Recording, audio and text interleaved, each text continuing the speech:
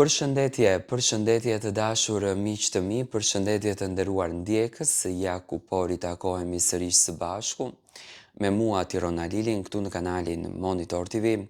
për të ndarë bashkarisht lajmet edhe ngjarjet më të fundit, ngjarjet që në thelb e dridhin publikun. Nata e mbrëmshme ishte nata edhe njëherë ku Shkupi shënoi historinë e madhe të artit,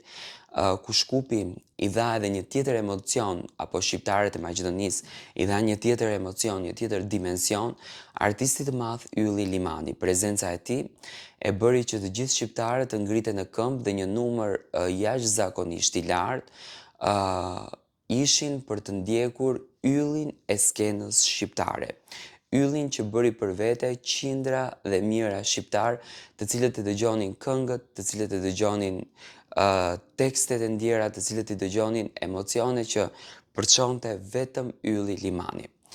Ylli Limani natën e mbrëmshme me patjetër që do të këndonte edhe për të madhin Shpat Kasapin. Do me thënë, edhe pse Shpati nuk është më në mesin tonë, mua më pëlqen dhe jam shumë falenderues ndaj të gjithë kolegëve që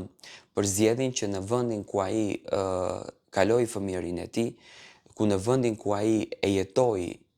një pjesë të jetës së tij, sepse Shpati nuk arriti dot deri në gjysmë të jetës, e jetoi një pjesë të jetës së tij, aty këndohet me shumë dashuri, me shumë emocion, edhe kënga e tij shqip.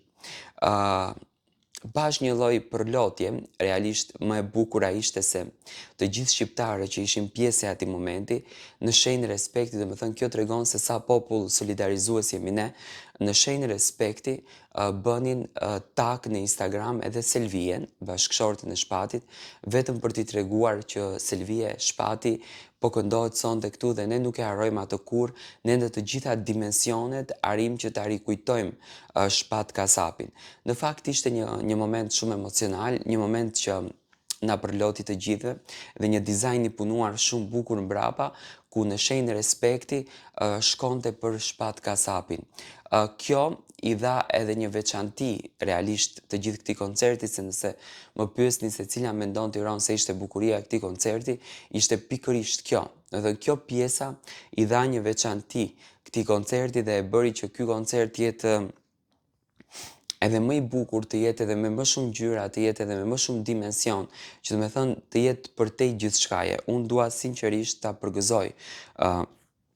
Ylli Limanin si artist i cili përzjodhi që të bën këtë lëvizjen